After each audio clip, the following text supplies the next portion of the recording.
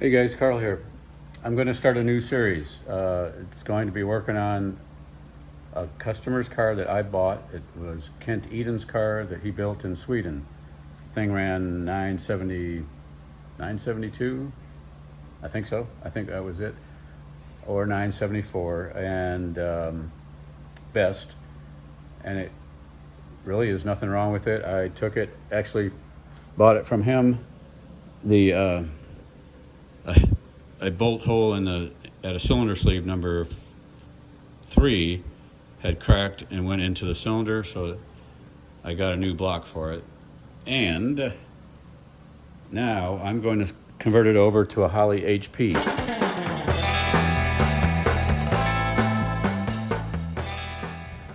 So I'm going to get this LT1 wired up. I'm converting it from the FAST XFI over to a Holley HP. My buddy Zach's going to help me, my tuning buddy. Currently, it had a cam sync set up by Jan-Ake, which was his own. He took an opti and put a magnet in there, and it was a 2-wire thing,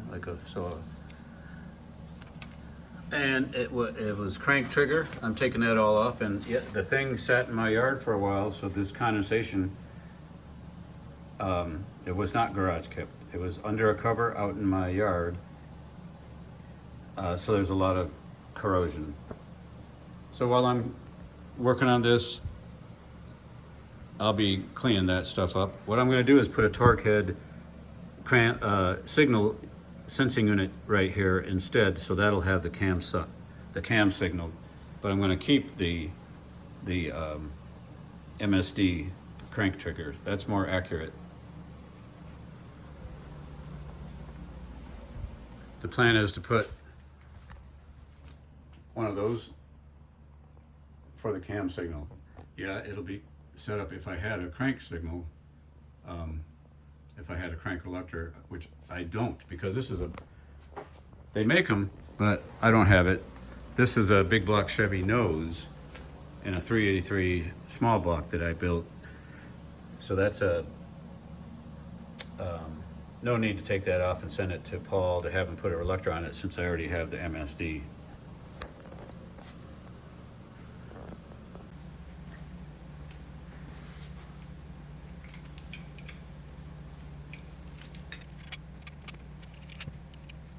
You notice this ATI damper and hub is out a little bit further than usual. It's actually LT4, so that is spaced out a little further.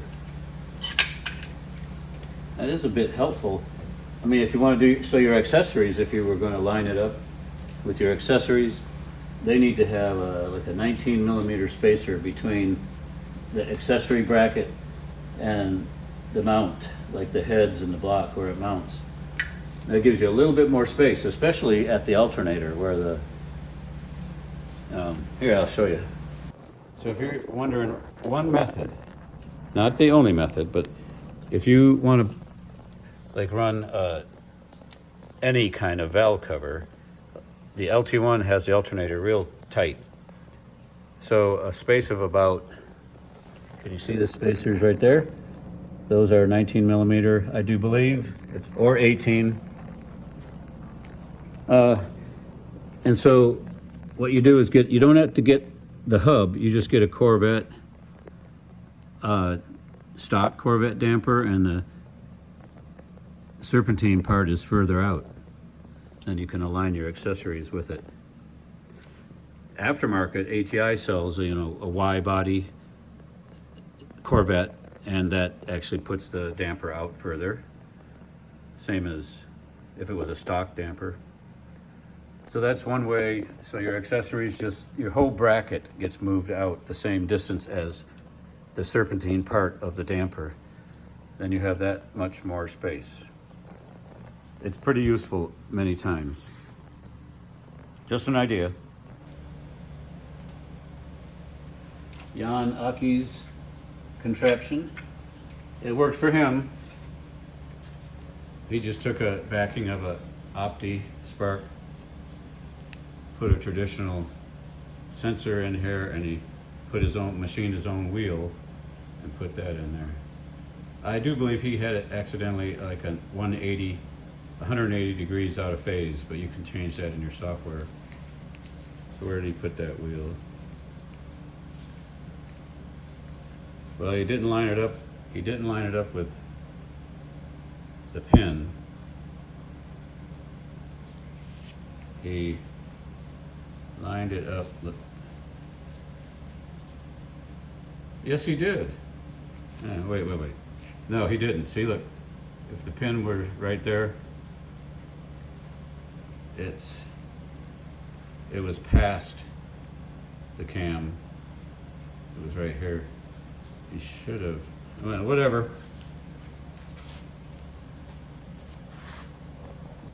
I'm just going to clean up all the dust and stuff.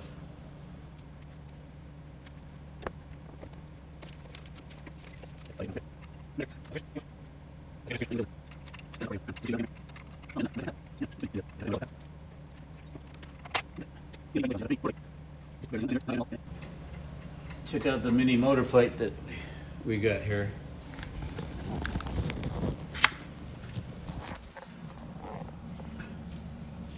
Right here is the front part of it, holding the back part of it here to the frame, and the same on the other side. You can't see it. Can't see it on there. No.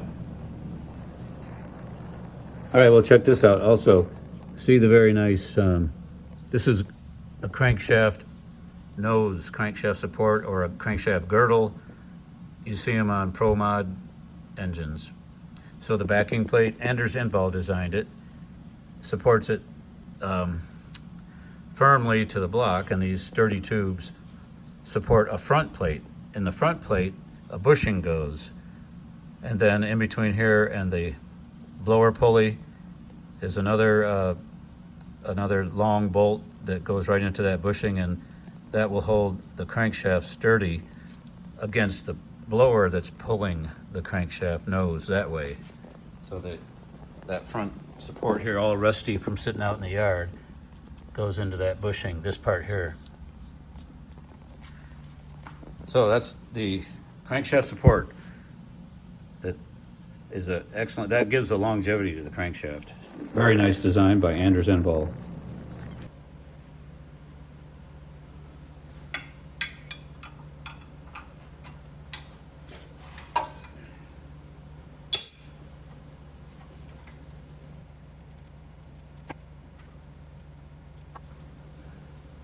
See, I'm going to learn a lot about tuning this up, because I'm not an expert on the types of crank sensors, the Hall effects, or the magnetic pickup types.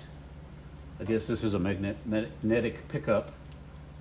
It's 2 wires. I think a Hall effect is 3 wires. These, I think, are prone to interference, and that's why they need to be shielded between the sensor and the ECM. But it's all corroded from sitting outside. Probably still works. So I'm going to put this on as the cam signal and take off the everything related to crank. I already took the sensor out, so I'm going to take this adjustment plate off and save that. So now that that's all put away in a drawer as a spare parts, I'm just going to put this on and use it for cam signal. All right. I always like to get the cam pin straight up so I can actually help positively identify that that's going in the right spot. All right, I like to, when I'm putting these, this all translates to a normal TorqHead install actually. So I like to,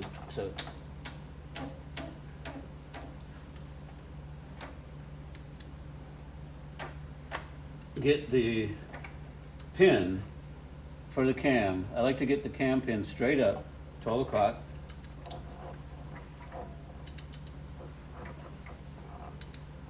Spark plugs are in and everything, sorry. And I'll tell you why. Okay. So I like to get the pin straight up so that I can see that this is straight up, and because the cam pin has to go right here, and then I can see by the hole that it's straight up. Then I can eyeball it right here. Easier, push her in, positively in, where the cam, the cam pin went right in this right slot. Hey, you might be wondering, how do you turn the crank when if you have the blower pulley on? I'll show you. If you have the blower pulley on, you can turn it by, this will be bolted on to the front of the ATI damper, and then this is like a 1 inch, and you can turn the crank that way. All right, cam signal.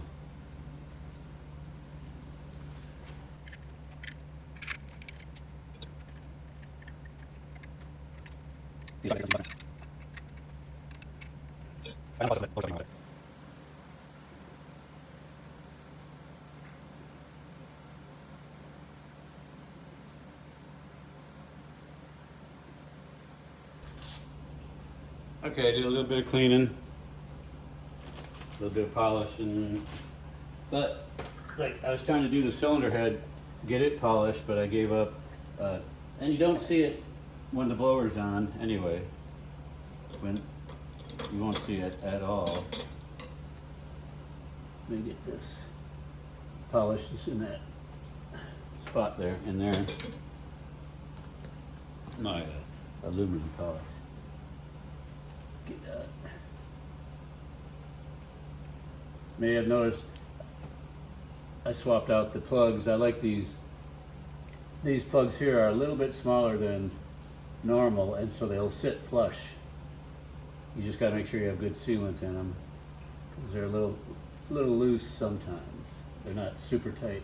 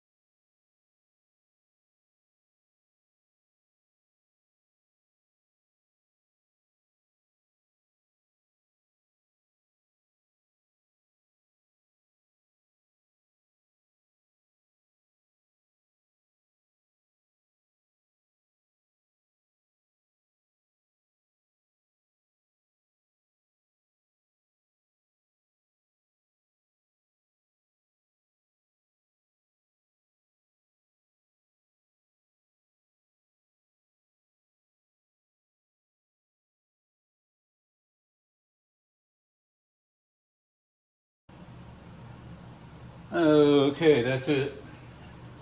I've got the bundle, the FAST bundle, extricated from, the engine bay, and now I just got to pull it through at the firewall.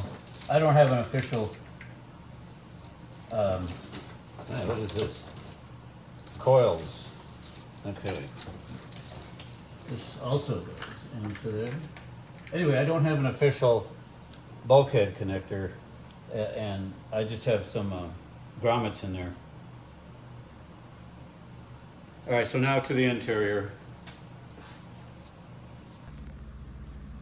Okay, inside the car. It's very well done by Kent in Sweden, and this is my next chore, to remove this. So I'm sure I'm not going to film that. Just check back when I'm done. Oh, my goal is to take the dash off, all of it, even the upper dash, and then I'm sure he's got the airbag out, and if he doesn't anyway, I'm going to make this where I can have this be removed and put my Holley right in there instead of in the glove box. Oh, hey, this stuff is for sale, make me an offer. It works good.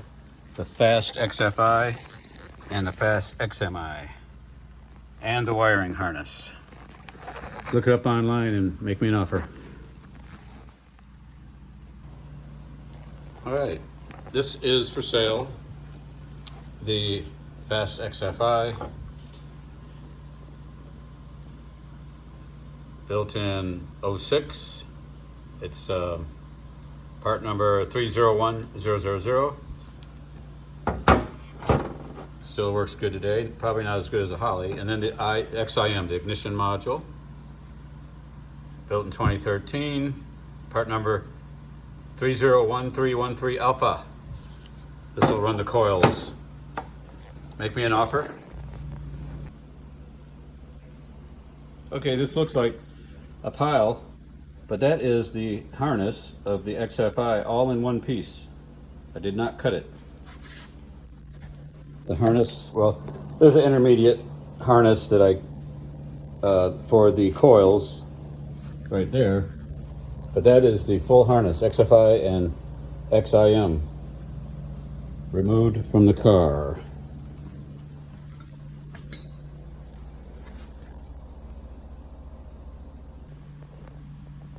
Okay, I'll show you where I'm going to put the Holley. It was where the XIM, it's in the glove box, but I wanted to put it in the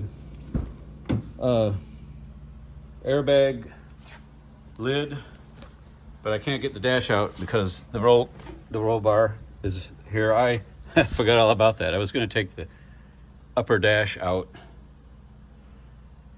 so forget that. I will, where they mounted on a nice steel plate in there, they mounted the the ignition module, the XIM. So that's where I'll put it. I'll have the wires hanging down. That'll be a good spot. Out with the FAST XFI and in with the HP, the Holley HP.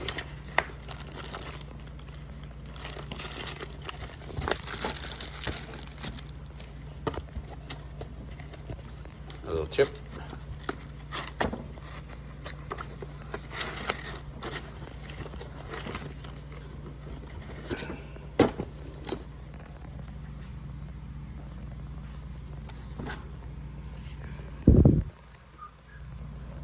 No wiring harness yet. Zach's got the wiring harness.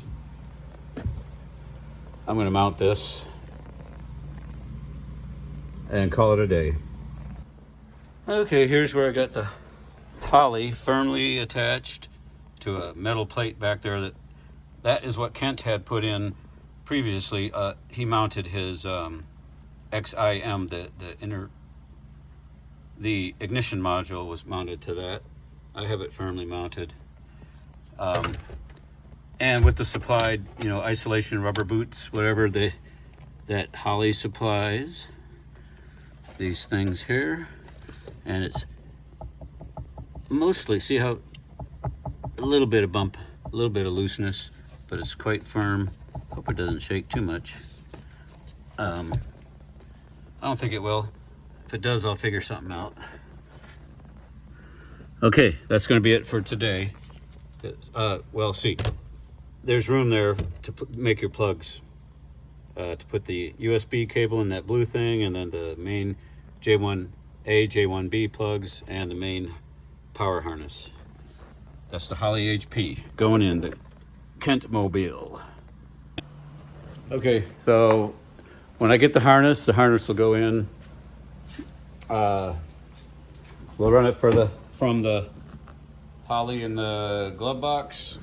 We'll run it to the trunk, the power.